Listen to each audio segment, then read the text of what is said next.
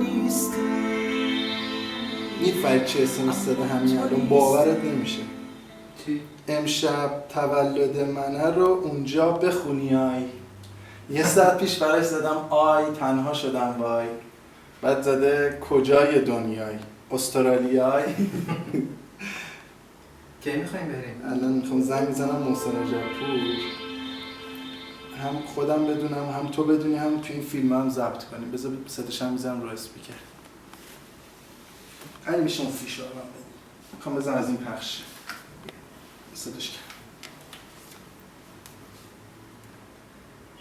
یه لحظه گوشی ببین صدات گوشم روی اسپیکر. آقای رجبپور خوبی؟ علی هم پیش ماست، داریم علی سلام میرسونه. میشه لطفا یه کاری بکنیم؟ من خودم نمیدونم، علی هم نمیدونه، میخوایم توی این فیلم پشت صحنه کنسرت استرالیا هم ضبط شه. یه اطلاعات رفتنمون و برنامه‌های اونجا رو میگی؟ صدات هم پخش میشه، ضبط میشه. نه پیاده نداره.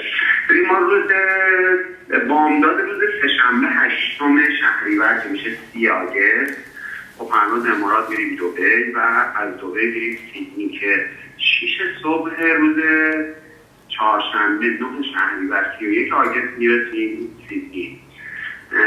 یکم و دوم سپتامبر رو توی سیدنی هستیم، سوم اونجا کنسرت میدیم. حالا توی این 2 روز یه سری برنامه چیزام داریم دیگه. یه دیدار با مردم، حتما یکی 2 تا دیدار می‌ذاریم با مردم. روز اول یه دونه تور گردش با هلیکوپتر داریم روی سیدنی که فیلم برداری می‌کنیم، اونو برای هم فیلم‌های بک استیج خودمون، بک کارهای خودمون، همین که برای اینکه اضافه داریم به بعد روز 4 صبح میریم ملبورن، 5 و 6 هم ملبورن میریم و بعدش هم برمیگردیم تهران. 5 و 6 سپتامبر اینه که گفتی؟ سپتامبر که میشه 15 سه‌شنبه 15. 2 تا اجرای سیدنی و ملبورن. یکیش 3 سپتامبر سیدنی، 4 سپتامبر هم تو ملبورن. 3 سپتامبر سیدنی، 4 سپتامبر ملبورن. آره. باشه. چون سه تا از بچه‌هام تو هم محدوده سپتامبر به دنیا اومدن، شاید یه مراسم ویژه‌ای هم با کمک هنرمندای سیدنی بگیریم برای دوستان. خب یه لطفی